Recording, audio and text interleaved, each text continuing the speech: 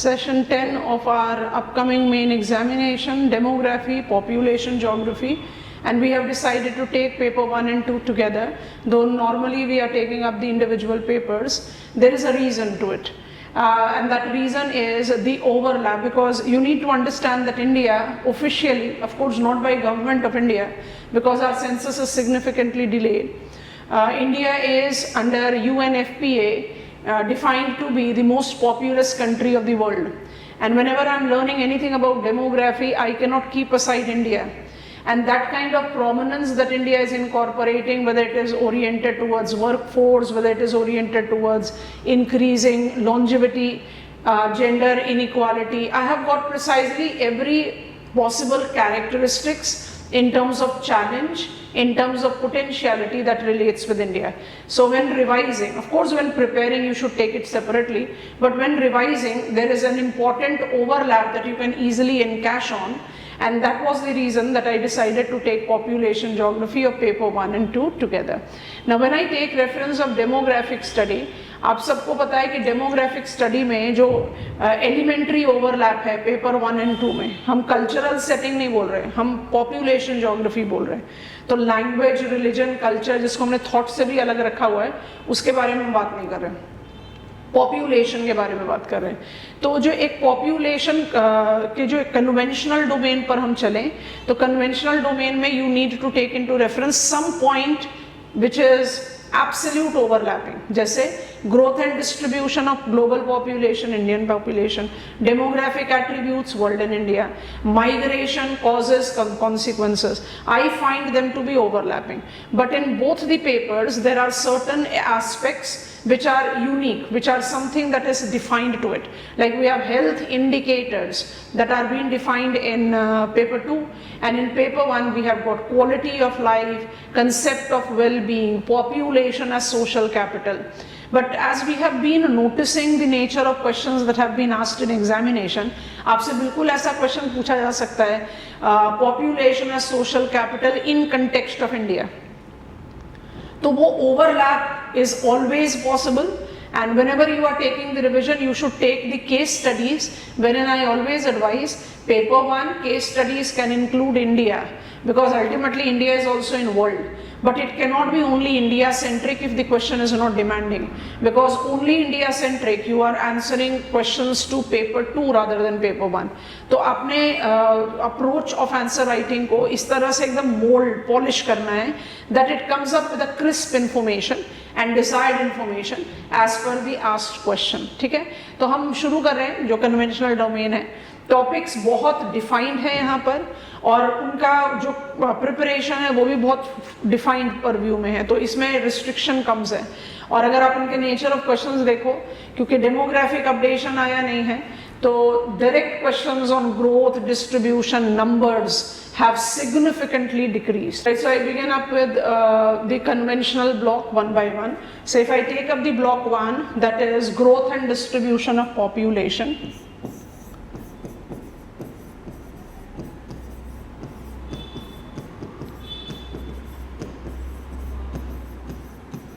Applicable to both the papers, because I have already said we are taking both the papers. I am not continuously writing paper 1 and paper 2.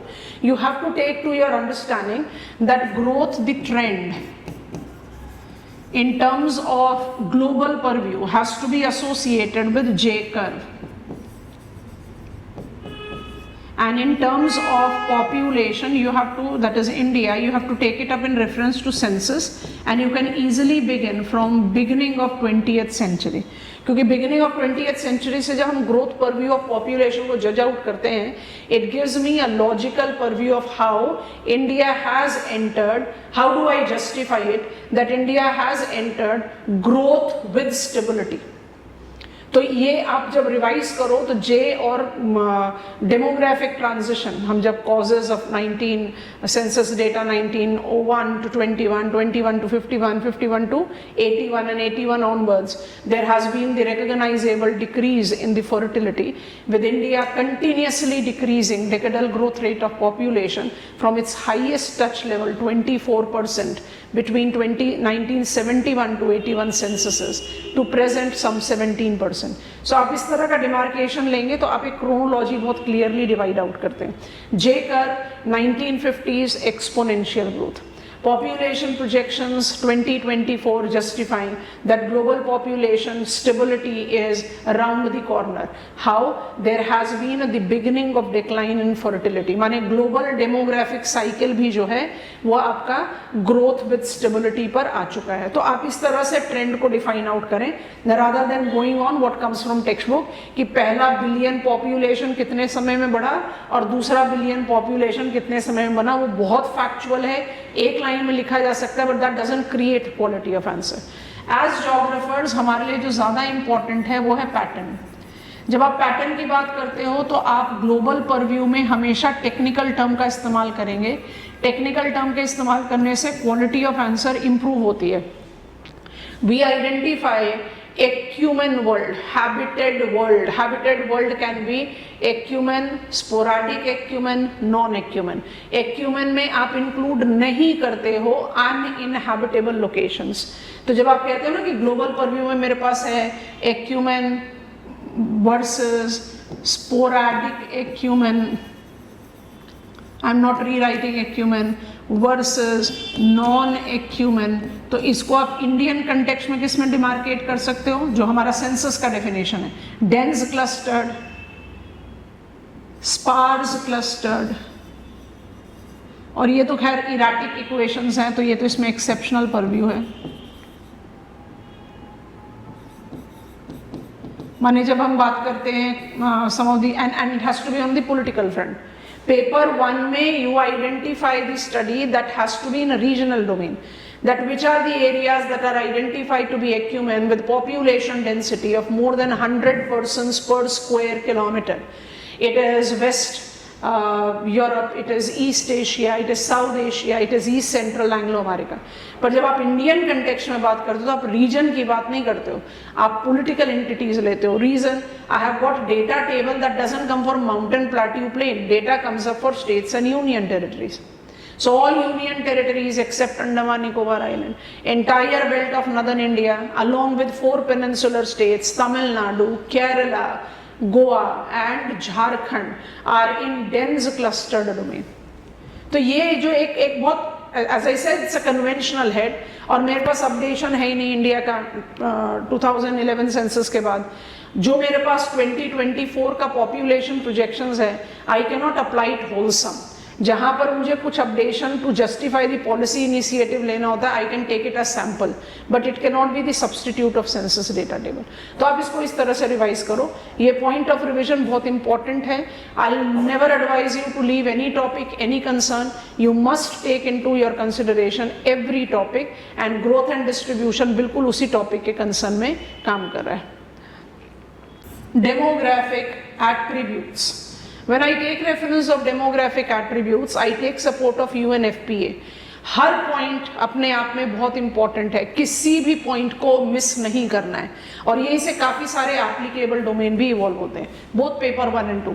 Paper 2 में थोड़ा सा ज़्यादा specification है, dependency ratio, longevity बहुत specified है, but paper 1 में भी तो डेमोग्राफिक एट्रीब्यूट्स लिखा हुआ है, that means we have to talk about them. और डेमोग्राफिक एट्रीब्यूट्स को आप कैसे डिमार्केट करते हो, एक्चुअली एक पार्ट हम कर भी चुके। तो UNFPA का सपोर्ट सिस्टम लें, जब आप फंक्शनल डेमोग्राफिक एट्रीब्यूट्स की बात करते हो, यू टॉक अबाउट फर्टिलिटी,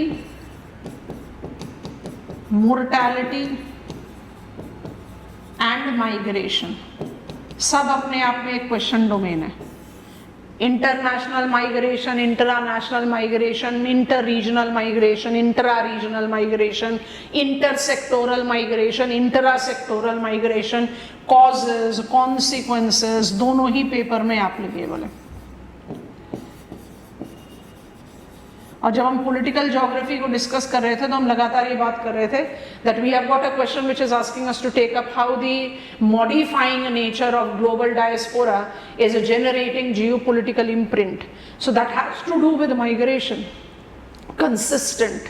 ठीक है, अच्छा, फर्टिलिटी मोर्टालिटी को, अब इसमें ना आपका एसोसिएशन बहुत ज़रूरी है। फर्टिलिटी मोर्टालिटी को आप किसके साथ रिलेट आउट करके पढ़ते हो? By default you relate it out with demographic transition model.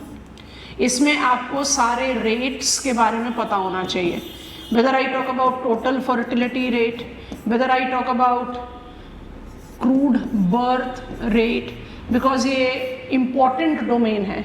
When I talk about these terms, they give me the understanding of population projections. और जैसे ही आप इसका enlargement लेते हो from paper 1 to paper 2, it becomes more specified. Then why there has been lack of questions on these terms in paper 2? Updation नहीं है ना, 2011 census के बाद तो अपडेशन है ही नहीं, और इतने डिटेल्स में हमें इंफॉर्मेशन UNFPA के डेटा टेबल से मिलेगा नहीं, मिलेगा भी तो वो गवर्नमेंट अथॉरिटी से रिकॉग्नाइज नहीं है. So combining all that we have got restrictive presence of questions coming from these in paper 2. Paper 1 में अभी भी है gross reproductive rate, net reproductive rate, total fertility rate, crude birth rate, crude death rate, ये सारी चीजें. तो जब आप डेमोग्राफिक ट्रांजिशन मॉडल को जस्टिफाई कर रहे हो, वहां पर आप फर्टिलिटी ट्रांजिशन भी पढ़ते हैं, वहां पर आप एपिडियोमोलॉजिकल ट्रांजिशन भी पढ़ते हो. तो ये सारा किसके साथ एसोसिएट कर रहा है? Mortality and fertility. तो demographic transition model, whether it is of Thompson and Notestein और it is Peter Haggett, epidemiological transition model credited to Omran, ये दोनों ही कंसेप्ट आपको फर्टिलिटी मोर्टेलिटी की एप्लीकेशन में मदद करता है. What exactly I am asking you to understand. Fertility is number of birth, crude भी हो सकता है, टोटल भी हो सकता है, ग्रॉस नेट फर्टिलिटी भी हो सकता है, विच इज एज स्पेसिफिक. पर आप कंटेंट कैसे बिल्ड करोगे? You will build it by referring it to demographic transition model. Similarly I am writing answer on demographic transition model. मुझे पता है 5 स्टेजेस है, हर ऑप्शनल स्टूडेंट को बहुत ईजिली पता है इसके बारे में, लेकिन आपका आंसर इवॉल्व कब होगा? जब आप उसको एसोसिएट करोगे with the present fertility and mortality rate in the global purview. So इस तरह का इंटरलिंक करना बहुत जरूरी है. सिमिलरली माइग्रेशन में मेरे पास कोई थियरी मेंशन नहीं है सिलेबस में, लेकिन आपको कम से कम रेवेस्टीन, एबर्टली एंड ज़ेलेंस्की, हम स्टॉफर और जिफ को स्किप आउट कर देते हैं क्योंकि स्टॉफर और जिफ का जो कंसेप्ट है that actually overlaps with one of the laws of Ravenstein, इसलिए आप उनको स्किप कर सकते हो. बट कम से कम आपकी नॉलेज में laws of migration of Ravenstein, model of migration of Everett Lee and mobility transition model of Zelinsky होना चाहिए. मदद क्या करेगा? Migratory trends and pattern, causes and consequences, उसको आप एग्जाम्पल डालोगे मॉडल्स में.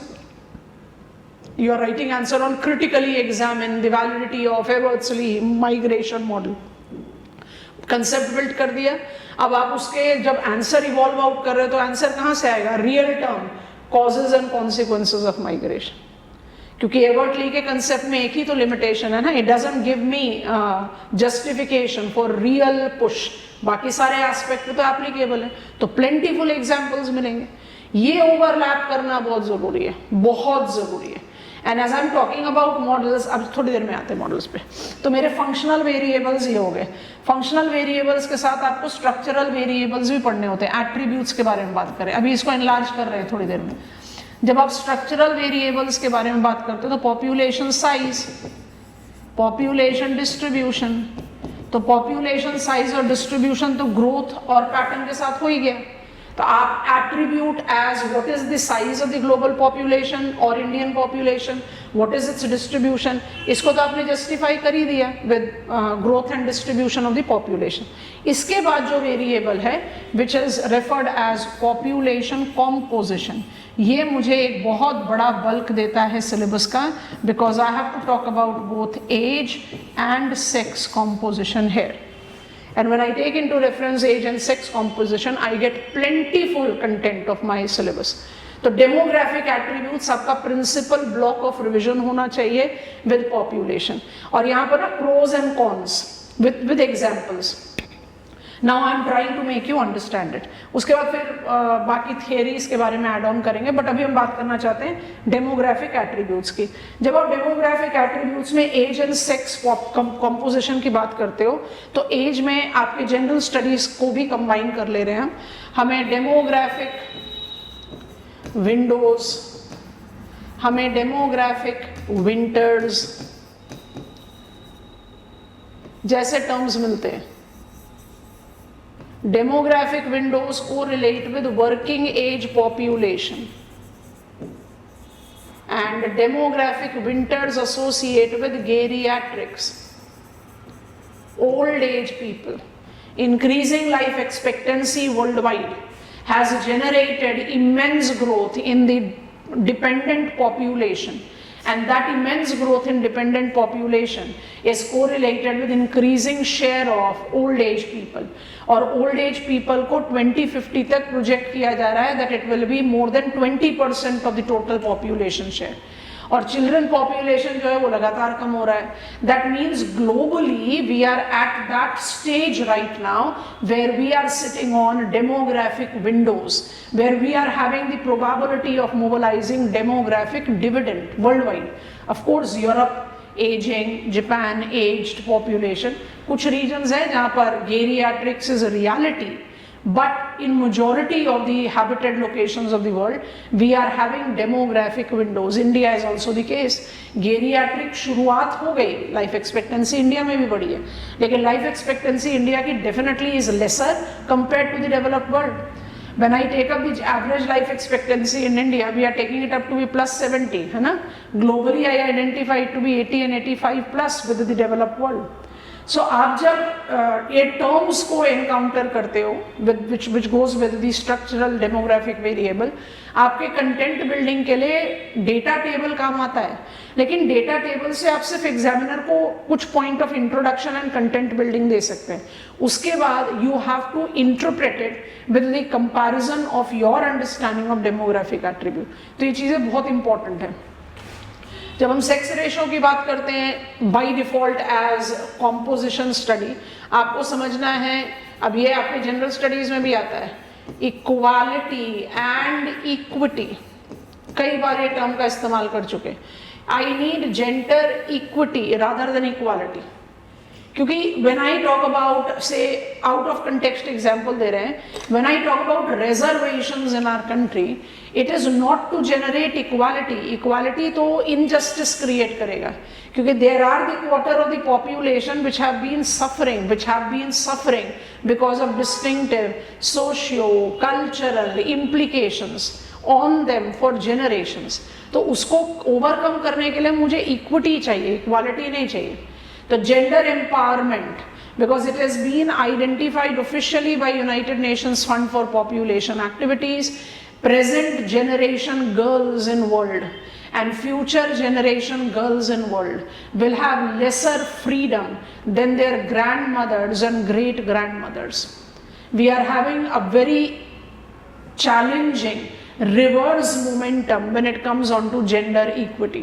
Of course, it seems contradicting on face value, because we know that compared to our grandmothers and great grandmothers, females today are more economically independent, they are more educated, but they don't have that kind of choices available which actually was available to the past generations. तो आपको इस तरह के analytical questions पर write an essay, ऐसा question हमारे optional में भी पूछा हुआ है. Gender equity and equality in context of India, national women empowerment mission के सारे क्लॉजेस, आपको ये सारे एक्सप्रेशंस को इन टर्म्स के साथ रिलेट करना है. एग्जामिनर आपसे टर्म भी पूछ सकता है, एग्जामिनर आपसे सीधा पूछ सकता है examine the significance, validity, success, failure of women empowerment in India. कुछ क्वेश्चन किसी भी तरीके का हो सकता है. आपका ये स्ट्रक्चरल एट्रीब्यूट है, you must study it like this. ये वाला लॉजिक आपके दिमाग में होना चाहिए. ये स्ट्रक्चरल एट्रीब्यूट अपने आप में बहुत सिग्निफिकेंट है. जब आप स्ट्रक्चरल एट्रीब्यूट की बात करते हो, पेपर 2 के बारे में स्पेसिफिकली बात कर रहे हैं, demographic windows working age population के साथ टर्म क्या अप्लाइड है, या गेरियाट्रिक्स के साथ भी इसको एसोसिएट कर दो. Longevity, dependency ratio, I am writing dependent population.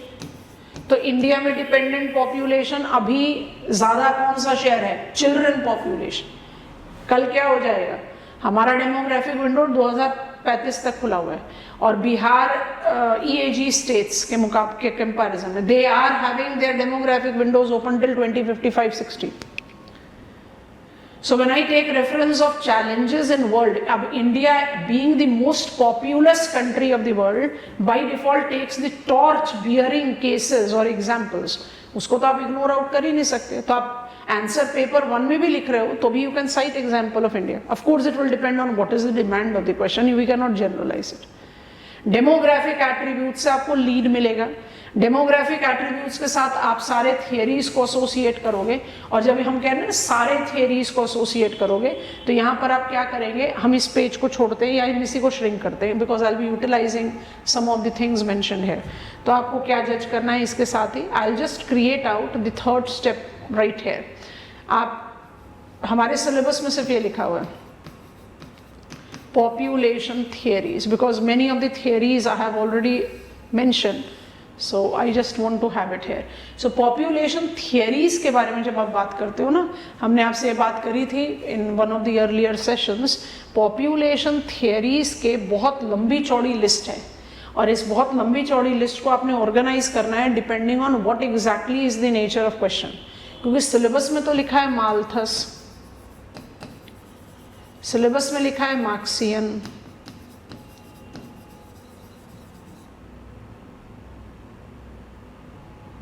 And syllabus में लिखा है demographic transition models. Demographic transition models, इसलिए हमने पहले ही बता दिया फर्टिलिटी मॉडल भी आएगा और एपिडियोमोलॉजिकल मॉडल भी आएगा. सिर्फ ये लिखा है. पर माल्थूजियन क्या खत्म होगा विदाउट नियो माल्थूजियन? नियो माल्थूजियन तब तक नहीं आएगा जब तक आप माल्थूजियन को एसोसिएट करें एलरिच के साथ. बात करी थी ना इसके बारे में. नियो माल्थूजियन को एसोसिएट करें सिमोन के साथ. और basically I always advise, economic geography में हमने इसके बारे में बात करी थी, I always advise take beyond limit the official modification of limit to growth as also demographic theory, क्योंकि वो भी तो यही कह रहा है ना कि growth of population will result into increased utilization of resources, technological advancement, industrialization, increasing pollution and thereby the decline. आपके नॉलेज में ये सारे थियरीज होने चाहिए. एक स्टेज पूछे, एक अप्रोच पूछे या सब कुछ पूछे, आपके नॉलेज और इसका कंटेंट बिल्डिंग कहाँ से आएगा? टेक्स्ट बुक से मेरे को मिल गया माल्थस कंसेप्ट में कौन से 2 लॉज हैं, कौन से 2 चेक्स हैं. लेकिन अगर मुझसे क्वेश्चन ऐसा पूछा गया validity of preventive checks in the present purview, तो आप प्रिवेंटिव चेक के लिए तो माल्थस का इंट्रोडक्शन दोगे, पर प्रिवेंटिव चेक के लिए what are the measures that global community have mobilised towards controlling the birth rate, उसके बारे में लिखना पड़ेगा ना. तो मॉडल्स को आप जब तक एट्रीब्यूट्स के साथ रिलेट नहीं करेंगे आप क्वालिटी आंसर इवॉल्व नहीं कर सकते हैं. That is what I am trying to say. So ये पॉपुलेशन थियरीज वाला जो पोर्शन है इसका एक्सक्लूसिव प्रेजेंस तो पेपर 1 में है फॉर श्योर, पेपर 1 में है इसका प्रेजेंस, लेकिन इसकी वैलिडिटी जजमेंट आप पेपर 2 के साथ भी कर सकते हो. And examiner can give you a compulsion to do so also, that you are being asked to talk about how the delayed degenerative man-made diseases of Omarans epidemiological transition has evolved its validity in India. तो concept तो build करना ही पड़ेगा. Concept build करने के बाद India का urbanisation, modernisation, social decay, the cultural social decay के बारे में बात करना पड़ेगा. इंक्रीजिंग एफ्लुएंस, एलरिच का है ना IPAT, influence is always the function of, impact is always the function of population, affluence and technology. तो इंटरवीव क्वेश्चन का जो डायरेक्ट नेचर है बहुत रिस्ट्रिक्टेड रहा है सिलेबस में, क्वेश्चन पेपर में, लेकिन पॉसिबिलिटी कहीं से भी रूल आउट नहीं कर सकते.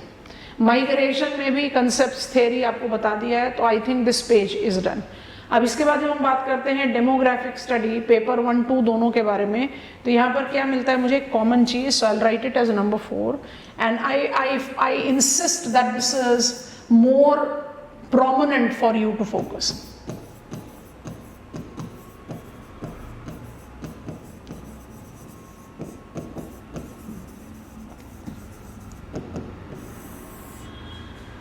Population problems and policies paper 1 paper 2 दोनों में है.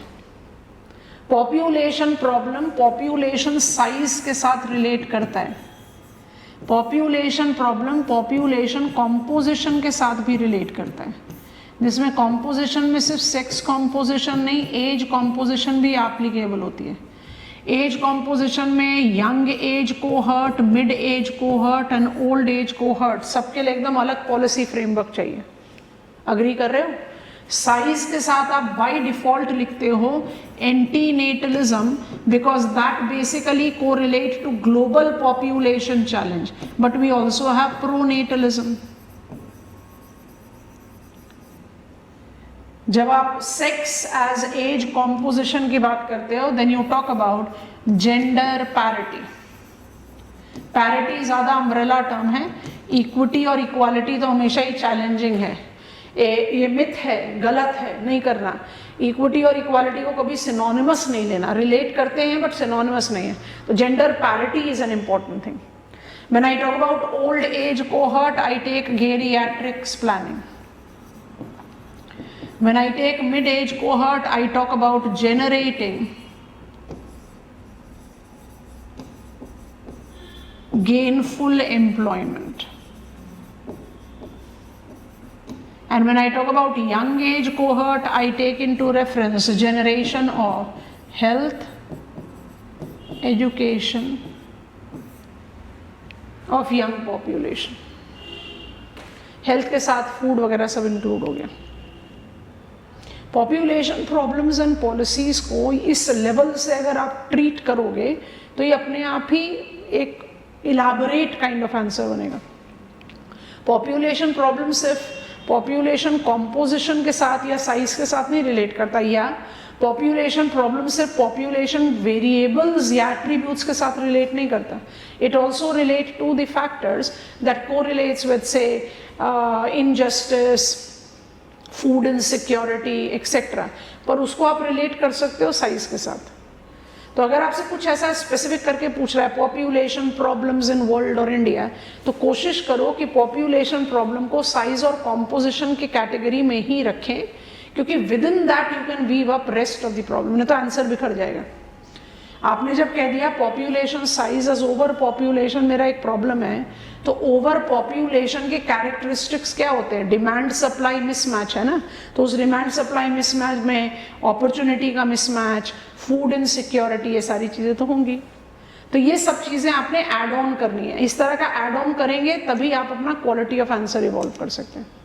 So population problems and policies has to be implied with the demographic attributes. ऐसे करके रिवाइज करना, जिसमें जो भी कुछ स्पेसिफिक है, जैसे वयोश्री योजना है, या नेशनल विमेन एम्पावरमेंट मिशन है, या आई have got gender parity in sustainable development goal, तो जो भी जहाँ पर स्पेसिफिक एग्जाम्पल फिट इन होता है उसका आप फिट इन करें और उसको फिट इन करके अपना जस्टिफिकेशन दें। Your answer will evolve that way. ये कुछ ऐसे टॉपिक्स हैं जिनका आप कह सकते हो एक स्प्रेडिंग इफेक्ट है in both paper 1 and 2, of course barring the exception of population theories which I have already demarcated. इसके बाद जो आपका सिलेबस है वहाँ पर आप कहीं थोड़ा सा स्पेसिफिकेशन देखते हो इन पेपर 1। पेपर 2 में it's just like this, attributes और उसके रिलेटेड फैक्टर्स में। जब आप पेपर 1 में बात करते हो, you have got certain applicable heads, और उन एप्लीकेबल हेड्स को आपने बहुत दिमाग से, बहुत ध्यान से एसोसिएट करना है अपने स्टडी में। What are they?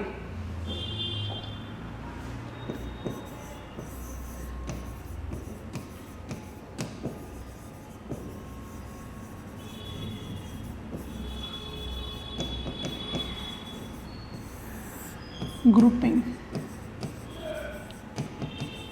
जो कहीं ना कहीं एक इनहेरिटेड कैरेक्टरिस्टिक्स है in oriental culture. It's something which is inherited. Oriental cultural culture geography के बारे में हमने ज़्यादा बात अभी करी नहीं है। Oriental culture is identified with grouping as its inherited characteristics. Which type of grouping? Social grouping, family grouping, kinship, कुछ किसी भी पॉइंट पर बात करो। But when I talk about occidental culture, grouping का लॉजिक वहाँ काम नहीं करता है। They have got more individualistic living.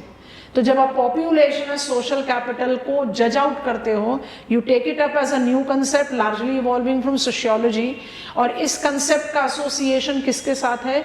It is associated with humans being social animal.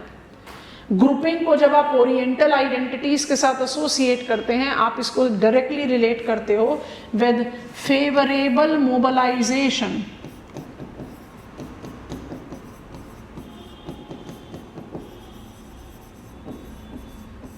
Of group to attain certain objective.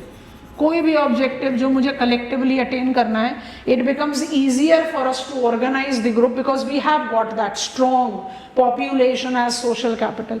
But इसी के साथ साथ ये कहीं ना कहीं डिविसिव रीजनल आइडेंटिटीज भी डेवलप करता है।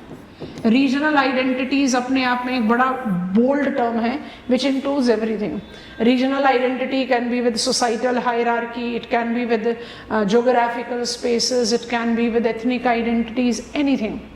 Because I tend to find more affiliations with the people of my own clan. I find to be somewhere detached with the people that are into the other clan, other caste, other social hierarchy. यहाँ पर आप link करो, और ये trick अपने दिमाग में हमेशा रखना। जैसे हम बात करते हैं पॉपुलेशन एज सोशल, अपने आप में बहुत अलग टॉपिक है, लेकिन इसका कंटेंट बिल्ड करने के लिए बहुत अच्छा लॉजिक या ट्रिक अप्लाई कर सकते हो, जिसको आप quality of life and concept of wellbeing के साथ रिलेट आउट करते हो। अलग है ये भी, और जहाँ आप quality of life and wellbeing को रिलेट करो, यहाँ पर जोड़ दो अपना HDI का नॉलेज। हमने इसके बारे में बात किया हुआ है। अब ज़रा ध्यान से सुनो। When I say population as social capital, I very clearly say that Oriental culture incorporate strong presence of population as social capital. क्यों? Because we have got strong societal, very strong family bondage, and this very strong societal and family bondage is correlated with being, belonging, what you are, say where you are belonging to whom, which category, group you belong, and becoming what you are transiting yourself to. तो क्या ये concept derive out नहीं हुआ from quality of life? क्योंकि quality of life और wellbeing associate करता है with spiritual. अच्छा, इसमें एक और चीज़ लिख देते हैं स्टार मार्क करके। वेलबींग को आप एसोसिएट कर सकते हो इंडिया के हेल्थ इंडिकेटर से। ऑफ कोर्स हेल्थ इंडिकेटर्स में कुछ स्पेसिफिक क्वेश्चंस पूछे जाते हैं, जैसे एपिडेमिक, पैंडेमिक, चिकनगुनिया, सारे जो कंटेम्प्रेरी जिस टाइम स्पेसिफिक में प्रॉब्लम्स रहे हैं उन पर क्वेश्चन पूछा जा रहा है। पर health indicators India identifies to be mental health, social health and physical health. तो जैसे ही आपने सोशल हेल्थ के बारे में बात किया, मेंटल है, साइकोलॉजिकल, साइकैट्रिस्ट रिलेटेड, फिजिकल जिसको हम नॉर्मली हेल्थ इंडिकेटर्स के साथ एसोसिएट करते हैं, मल्टीपल फिजिकल एलिमेंट, इसके साथ है सोशल वेलबींग ऑल्सो। और जैसे ही आपने सोशल वेलबींग किया, आप इसको एसोसिएट कर दो यहाँ पर। Health indicator relates to wellbeing. How do I feel? It's an idea, it's a perception, it's the feeling of an individual, which kind of life he और she is living. I might not be having that much of prominence in terms of physical assets, but I'm leading a very content life. So my well-being level cannot be measured by what are my physical possession. थोड़ा सा ये psychological purview में जाता है, content building में difficulty आती है, but you have to take it up to the reference of link with population as social capital. क्योंकि जब भी आप बात करते हो quality of life, social wellbeing या वेलबींग के बारे में, जनरल वेलबींग के बारे में, you always take into reference sociological concept which has got its inter relation with health indicators. I cannot have a good feeling about myself if I'm not in good physical health, if I'm not in good mental health. तो health indicators and national health mission wherein we are talking about भारतीय जन औषधि केंद्र and etcetera, वो सारे tell Anders तो आएगा, लेकिन they are more related to physical health indicator. And you have to understand that we take up health indicators to be related to mental and social also. इसलिए वो social grouping के साथ भी associate करते हैं. And when I take up the reference of well-being to be relating to distinctive constituents, you have to justify that from the geographical perspective. क्योंकि well-being का association किस किस के साथ होता है? Bond, bridge, link and identify. ये भी लिख देते हैं. Bond, bridge और link जो है ये एक ओपन एंडेड एक्सप्रेशन है जिसको आप अप्लाई करते हो with every concept that goes up with linkage. इसमें जैसे ही आपने जोड़ दिया आइडेंटिफाई, आपने इसको बना दिया geography, pillars of the approach of wellbeing. जब भी आपको पॉपुलेशन ज्योग्राफी के बारे में रिवीजन लेना है, आपको इन टॉपिक्स को थोड़ा ज़्यादा फोकस करना चाहिए आज की डेट में, क्योंकि ये टॉपिक्स वो टॉपिक्स हैं जो डायरेक्ट डेमोग्राफिक डेटा टेबल से एसोसिएट नहीं करते हैं और इनकी probability is very high. Because I have said in the beginning also, मेरे पास डेमोग्राफिक डेटा टेबल इंडिया के लिए अपडेटेड नहीं है. 2011 सेंसस बहुत पुराना है. जब आप स्पेसिफिक प्रॉब्लम्स के बारे में बात करते हो जैसे जेंडर या गेरियाट्रिक्स, वहाँ पर क्वेश्चन प्रोबेबिलिटी डेफिनेटली ज़्यादा है. So population study incorporate these 5 blocks for you to take. और इनका इंटर रिलेशन जिस बच्चे ने डेवलप कर लिया वो इतना हाई क्वालिटी आंसर लिखता है कि एग्जामिनर सोचे भी तो मार्क्स नहीं कट कर सकता. मतलब ये this is what you call brain storming. आप हर टॉपिक को एक अलग डिमार्केशन के साथ पढ़ने की कोशिश करते हो and you try to interweave it with the data table. तो जब आप interweave कर रहे हो with data table, you are by default generating out the content that is going to give you high quality of answer writing. ये logic अपने दिमाग में रखना. अब अगर हम अपना पॉइंट प्रूव करने के लिए कुछ क्वेश्चंस आपको फटाफट से बताएं, तो अगर हम पेपर 2 में देखें, पेपर 2 में ज़्यादा पॉसिबिलिटीज़ होती है क्वेश्चंस की. तो 2024 में पूछा है, ये वाला हमने बात करी नहीं है तो हम इसको छोड़ देते हैं, ये रेसेस के बारे में हटा देते हैं.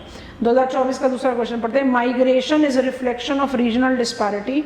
What socio economic demographic consequences are experienced at the place of origin and destination. Migration push and pull का इक्वेशन है.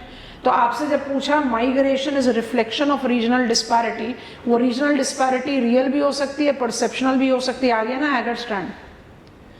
और causes of migration can be push and pull can be both real and perceptional. आप इस logic के साथ answer लिखोगे तो बना quality answer. Consequences of migration at source and destination we can easily apply. Describe the regional 2023 का question पढ़ रहे हैं. Describe the regional variation in health indicators among Indian state. High growth state में कौन सा हेल्थ इंडिकेटर ज्यादा काम करेगा? Social, mental. Low income state में क्या करेगा? फिजिकल. रीजनल डिस्पैरिटी पूछ रहा है ना. तो जहां पर आपने हेल्थ इम्यूनिटीज अवेल करा दी, तो आपने कौन सी हेल्थ इम्यूनिटीज अवेल करा दी? फिजिकल. मेंटल और सोशल के बारे में तो रह गया, सोशल डिस्पैरिटी फैक्टर है. ऐसे करके आंसर होगा. अगर हम पेपर 1 के बारे में बात करें और वहाँ पर देखने की कोशिश करें कि do I have got question from population, बहुत रेयर परव्यू में है. 2024 में एक क्वेश्चन आया, in developed countries migration rather than fertility will be the main driver of population dynamics over next few decade. Examine the statement. इसको आपने कहाँ से शुरू करना है? माइग्रेशन से. Migration contemporary phase. Maximum of source area are developing countries and destination is developed world. और कौन सा एज ग्रुप है जो माइग्रेट करता है? Mid age cohort. अगर मिड एज कोहर्ट माइग्रेट करेगा, जो इंडिया में एक्सपीरियंस किया हमने, urbanisation in India have been exponential. वो एक्सपोनेंशियल इसलिए नहीं है कि आपने अर्बन इम्यूनिटीज इंक्रीज की, आपने अर्बन पॉपुलेशन इंक्रीज किया. अर्बन पॉपुलेशन इंक्रीज क्यों हुआ? Because of unabated influx of work population in urban areas. और जो वर्क पॉपुलेशन है वही तो बायोलॉजिकली मोस्ट फर्टाइल ग्रुप है, तो अपने आप फर्टिलिटी बढ़ेगी. फिर मैक्सिमम क्वेश्चन आपके सेटलमेंट ज्योग्राफी में है, जो हम बात करेंगे बाद में. 2023 में पूछा है फिर से माइग्रेशन पर. Human migration is a reflection of balance between push and pull factor. Elaborate with reference of most recent diaspora. Notice करो माइग्रेशन पर, डेमोग्राफिक एट्रीब्यूट्स पर क्वेश्चन नहीं दिखाई दे रहे। एक बड़ा इंटरेस्टिंग क्वेश्चन था, I think it is in 2017। 2017 का शॉर्ट लेंथ क्वेश्चन है, explain the concept of social capital in relation to India. You have to be very well defined with the pointers of each topic. Nature of question कुछ भी आप उसको बहुत आराम से handle कर लोगे। अगर आपका कंटेंट ही जिसको हम कहते हैं ना गोलमोल है, तो फिर आंसर बनाना मुश्किल है इन टॉपिक्स का, क्योंकि जो टॉपिक्स मोर कन्वेंशनल है उनमें तो डेटा टेबल ही अवेलेबल नहीं है हमारे पास to create out logical sense of answer. Examiner फिर भी पूछ ले तो कन्वेंशनल है, we can write conventional answer. Okay, this is population geography. See you for your next session tomorrow.